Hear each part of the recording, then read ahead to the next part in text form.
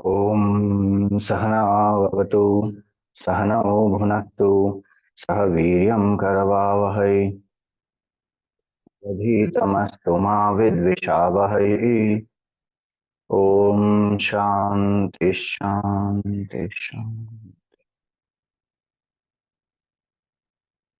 ॐ सदाशिवसमारम्भां शङ्कराचार्यमध्यमाम् अस्मदाचार्यपर्यन्तां वन्दे गुरुपरम्पराम् श्रुतिस्मृतिपुराणानाम् आलयं करुणालयम् नमामि भगवत्पादं शङ्करं लोकशङ्करम् ॐ समस्तजनकल्याणे निरतं करुणामयं नमामि चिन्मयं देवं सद्गुरुं ब्रह्मविद्वरम्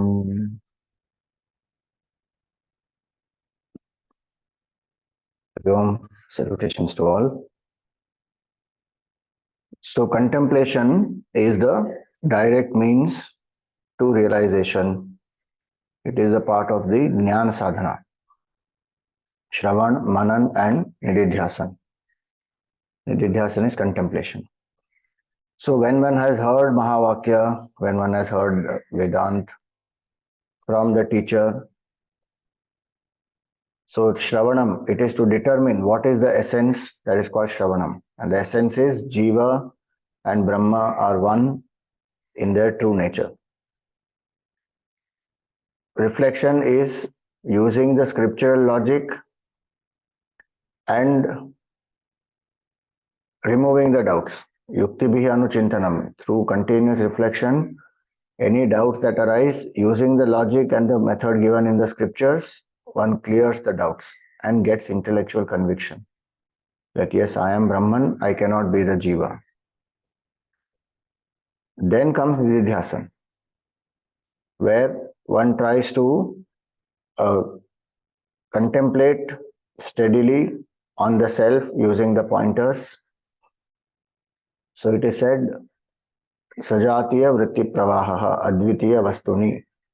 Towards that Supreme Brahman, the flow of thoughts which is constant and to the exclusion of every other type of thought which makes the mind extroverted. So that steady flow of thoughts towards Brahman will reduce our Jiva Bhav. And the words, the pointers, the shlokas, whatever we use, we chant that slowly, let that go deep into the mind, lift it to the state that the words indicate, and by themselves after some time those words which we are using also will disappear, the thoughts will disappear, and the person comes to abide in the nature of the truth or the self. So in contemplation, that is what one does. It is not concentration which is exclusive to a single point and the support system. In that concentration also there is avoiding all the other thoughts and focusing only on the support. But there the entity still is, I am the meditator, I am focusing on the meditated. Here the entity, I am the meditator, also is dissolved. I am Brahman. I am one with that infinite consciousness. I am not this body, I am not this mind, I am not the seeker. All identities one drops. What remains? That is consciousness. That which cannot be negated finally, that is consciousness. So all the attempts that we do are to lift the mind to this state, negate everything which is the not self, and assert what is the self. And finally, the state that words can indicate, one comes to abide in that state. So very important, that is why it is to study, to reflect before one starts contemplation. Otherwise, the mind can become quiet and one feels one has achieved. That's a state of mind that comes and goes. We are trying to discover the self. Now, two verses of Nirvana Shatkam we have seen. It is First verse negated the subtle body and its cause, the five elements. Second verse negated the pranas, the gross body, the panchakoshas. Now the third verse negates certain specific aspects of the subtle body. So what is the third verse? Let us see. Name dvesha ragav, name lobha mohau. I do not have attachments, aversions. I do not have greed, delusion. Mado naiva me naiva matsarya bhavaha. I do not have intoxication or pride, nor do I have jealousy. Then na dharmo, na chartho, na kamo, na moksha. I do not have the goals, dharma, artha, and kama. So righteousness and wealth, then enjoyment, nor moksha, freedom, liberation. So none of the four purusharthas are for me. Then who am I? Chidananda Rupa, Shivoham, Shivoham. So name dvesha ragav. So raga and dvesha. These are conditions of the mind. When the mind is active, raga and dvesha is felt. When the mind is not active, raga and dvesha is not felt. Raga and dvesha is that by which samsara is strengthened. Whatever I am very attached to, I run after that. Whatever I have aversion to, I run away from that. So whole life one is only chasing and running away from. So continuously one is in that pursuit, raga and dvesha. And when the mind is influenced by raga and dvesha, it cannot be peaceful. Bhagavan Krishna calls this raga and dvesha as the daylight robbers. They rob the peace of mind, not like the night thieves when one is asleep. In the daytime, when we are awake, when we are transacting, when we are relating with people, doing our duties, they come and they disturb. So attachments cloud our thinking. We are not able to remain objective. They distracts us from our duties. It makes us more dependent, inflexible. And attachment is something that that seems pleasant to us, but actually is the cause of sorrow. So one may be attached to anything, some food item, some person, some situation, some success, some way of thinking. So when one is attached to it, one wants that, one builds a dependency on it, and one feels happy when one gets it. So this attachment seems to be pleasant, but actually it causes a lot of sorrow. Our sorrow is directly proportional to our attachment actually. And hence a person who understands, okay, this attachment in Mahabharata, Ramayana, one of the biggest learnings is that attachment causes destruction and even death. That's why Bhagavan says, don't come under their sway. Then what is dvesha? So whatever I'm attached to, I run behind that. I want that intensely.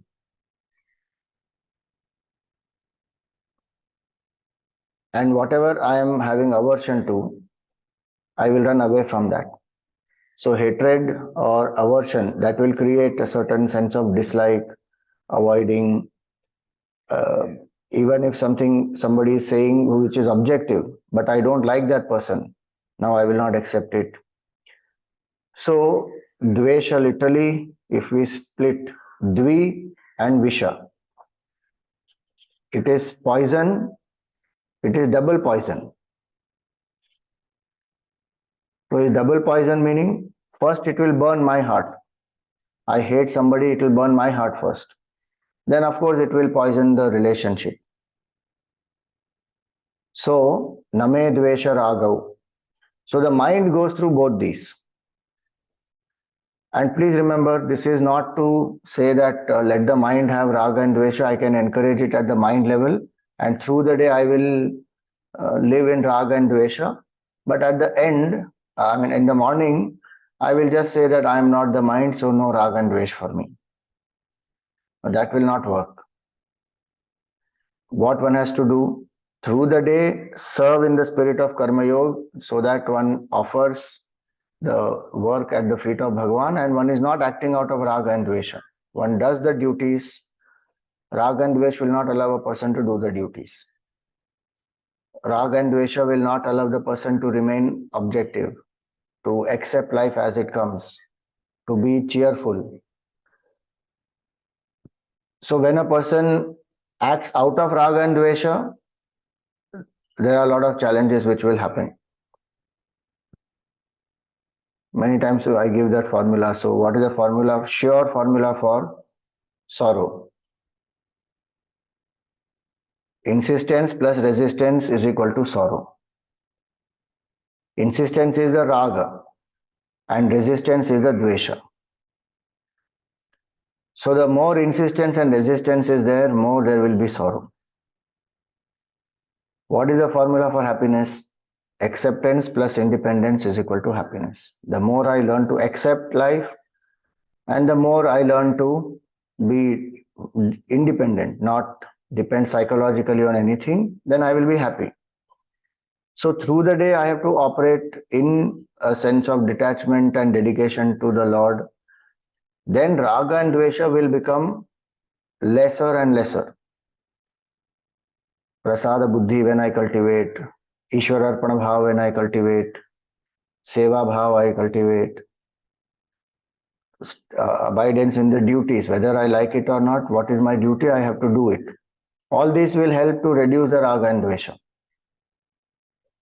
Whatever I am attached to, if I deny myself that and see its limitation, Pratipaksha Bhavana, then I will get out of that attachment. What I am having aversion to, I engage in that. I know it is good for me, so I engage in that. I see the benefit of it. That will reduce the dvesha. I see the goodness in people whom I have aversion to. I start appreciating the good qualities or something positive about them. So dvesha will reduce. So through the day, I have to do the sadhana to make the mind have more objectivity, reduce raga and dvesha. Then in the state of contemplation, I can say Name Dvesha Ragav. Whatever is the state of mind, even little raga and dvesha may be there. One says, I am not identified with it. It is a state of the mind, not me. So Name Dvesha Ragav. Name Lobha Mohav. So now these next few qualities are called the impurities of the mind. They are, some of them are listed, some are not listed, but they are implied. So Lobha is greed, Moha is delusion, Mada is intoxication, pride, and Matsarya is jealousy. Kama and Krodha, which are other two, are not listed here but implied. Again, these are states of mind, impurities of the mind. Each one of them, so any one of them is enough to disturb the mind. And many of us have all these also, or more than one of these, which is very strong. So, Name Lobha. So, I have no greed. More and more one invokes contentment. In the scriptures it is said, Lobha Papasya Karanam. Greed is the cause for sin. To have goals, to want to achieve greater things, to aspire for higher things, there is no problem. But to be discontented and to want more and more, in spite of having enough, that feeling of inadequacy, feeling of incompleteness, which makes me crave for more and live in a state of discontentment, that is called greed. It is like an insatiable thirst. When we aspire for something higher, we are focusing on manifesting our potential. But when greed is there, we are focusing on getting more and more. The attention is not on striving to manifest potential. It is on getting something more and more and more and still not feeling satisfied, contented. So that tendency of the mind will definitely keep it extroverted. A person who has a lot of greed will not be able to sit quietly and meditate. Mind will get extroverted. So greed has to be overcome how? Through contentment, through counting the blessings, through seeing the joy of contentment and experiencing the pain of greed. And that is not only connected to wealth. One is greedy for love also, greedy for praise also, for success also. It is for many things. No matter how much somebody loves, this person still feels I am not loved. No matter how much somebody is praised, one still feels nobody takes, talks positively about me or encourages me. So that is the lopsided view. Name lobha. Bhagavan says here, no lobha I have. As the self, it is ever contented. Nitya tripta it is. So there is no question of greed. Name lobha. Namo how. No delusion. So delusion means to see something which is opposite. So what is the source of pain? That we see as pleasure, and what is the source of joy and pleasure? We see it as pain. So that is moha. Not to see something as it is, but to see the opposite of it. So a lot of moha is there in the mind. At simple gross level, if we see so many delusions one has. Cigarette smoking is cool. Social drinking is a need. It is a necessity. One can't avoid it. Like that, there are so many delusions. Wealth will bring security to me. Contentment is good. Sorry, what is that? Greed is good. Contentment will lead to complacency. Forgiveness will make people take me for granted. Many delusions like that will be there. If we go deeper, the Vedantic delusions are I am this body, the world is real. So when we go into this delusion, when we have, our decisions will be wrong because my perception only is wrong. I'm seeing something which is not there. I'm seeing it because of my conditioning. And so the solution for moha is jnana. The more clearer I become, the more reflection I do, Raga and dvesha will definitely lead to moha. There's no doubt about it. That's why one has to reduce that. Then one can see clearly. Like the classic example of Vedanta is one sees the rope but thinks it is a snake. Now, once one sees it is a snake, then so many consequences happen of that. One gets scared, one thinks the snake has bit me, I'm going to die, and it goes on. But if one sees clearly, okay, what is there actually? That's the inquiry. For that inquiry to happen, this rag and dvesh must be lesser. If one is convinced, no, I have been bit, now one is not wanting to even examine, there is no rope, there is no snake there. Then how can one help? So, moha will go by jnana. When the torchlight is put, one sees that's a rope, then there is no fear. Same way, when one gets the right understanding, knowledge, and one's heart is purified from raga and dvesha, it has cultivated some devotion, then this delusion will subside because one will get clarity. And that requires a person to be strong, independent. Peer pressure, people around us, society pressure, they may believe anything. That doesn't mean that is the truth. So if one is a seeker of truth, one wants knowledge, one wants to live by that, then moha can be overcome. Name lobha moha, mado naiva me naiva matsarya bhava. I don't have intoxication, mother. So there's a mother of youth, I am young, mother of this wealth, I am so wealthy, I am so powerful, I am so rich, I am so famous, I am so popular. Dhana mother, Yavana mother, Jana mother, it goes on. And in that delusion, in that intoxication, one can condemn somebody, ill-treat somebody, become egoistic, become rude. Many of these consequences can happen. He says, I don't have mother. Because mother means identifying with something which is very finite and then associating one's identity with that. With relation, in relationship to the body, I feel I am so handsome, so young, so beautiful. Identifying with some wealth, one says I am very wealthy. And that has gone into the head. One's identity is that I am a wealthy person, I am a very strong person, I am a very handsome person. And one operates from that and discriminates psychologically. All that mother goes, it is temporary. Life brings such experiences that one just gets humbled. The more mother I have, the more chances of getting kicked and getting sorrows.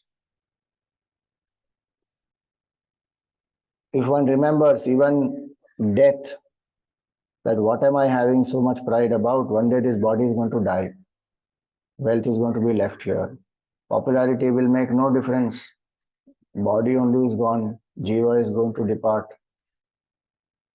So when one thinks about death, when one thinks about ephemeral nature of life, when one thinks of the beauty of humility, then mother will go. So I am not having any mother because mother is connected to the finite. I am the infinite consciousness. No matsarya bhava, no jealousy also. Jealousy comes out of comparison. Jealousy comes because I don't have enough self-love. I don't feel good about myself. And I think when I get something, then only I will feel good. And I didn't get it and somebody else got it. So now I'm jealous. I don't have something, somebody else is having it. I compare, I feel inadequate, insecure. Now I'm jealous of that person. So again, this comes out of duality, comparison. Na matsarya bhava. The self is infinite. There is no duality in that.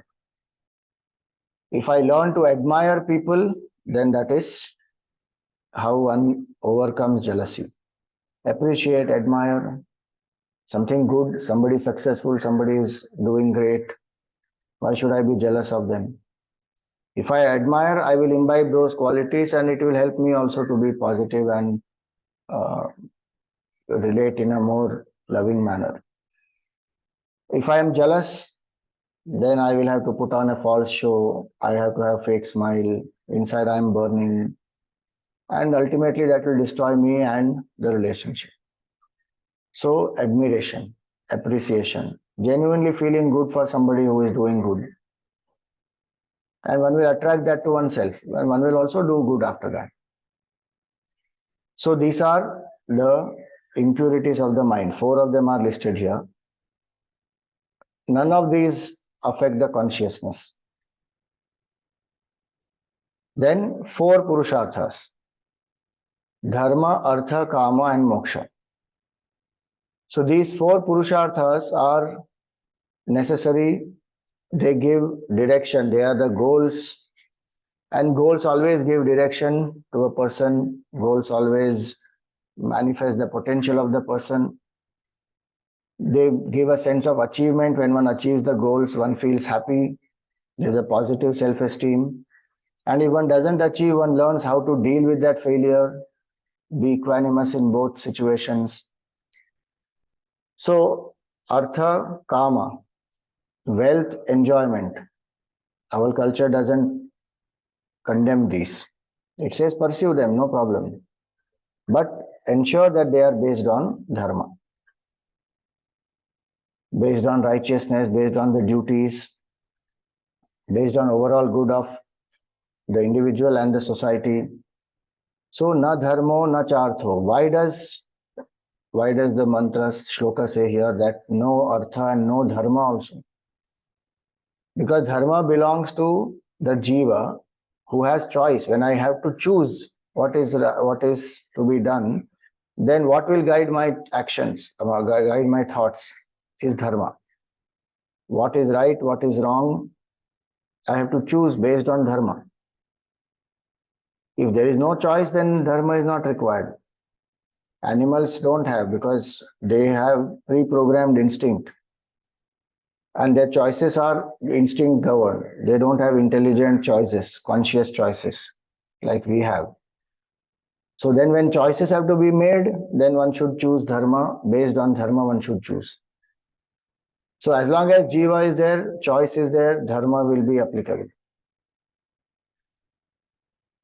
Na dharmo, na cha artho, na kamo.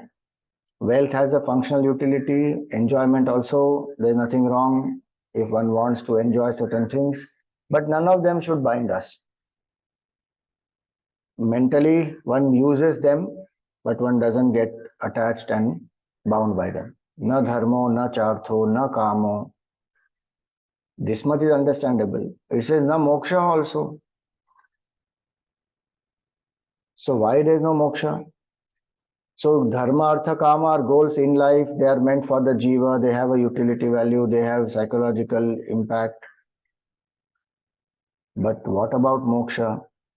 So no moksha for the consciousness. Why? Because it is nitya mukta. It is infinite. It does not have any bondage.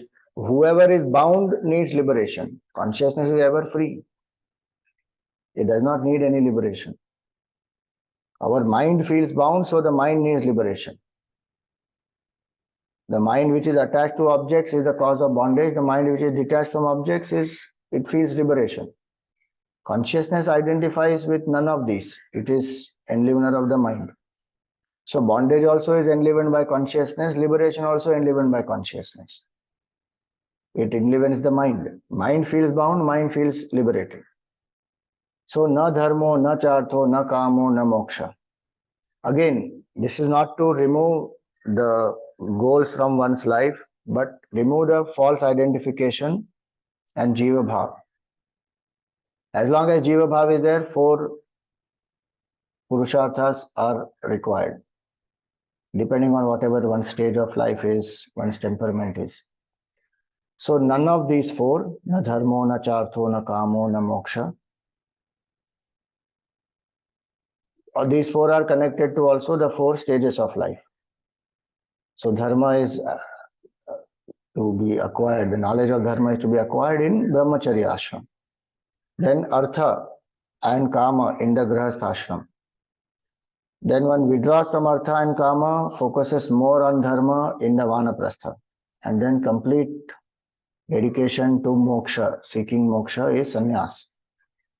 So none of these 4 purusharthas, meaning I am not a brahmachari, I am not a grihasthi, I am not a vanaprasthi, I am not a sannyasi. These are not my identities. In the state of contemplation, I drop all these. In the Kaivalya Upanishad, it is said, Atyashramasthaha. One is beyond the 4 states, the 4 ashrams, 4 stages of life. Jiva goes through 4 stages. Brahman is beyond 4.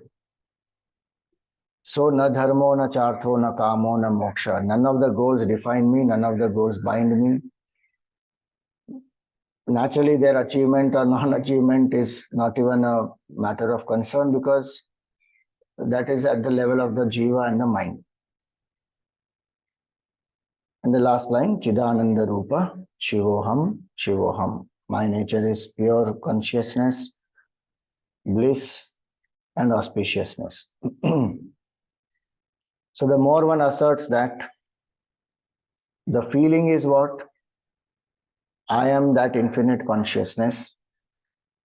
And being infinite, I am beyond the mind, beyond the purity or impurity of the mind, I am beyond the jiva bhav.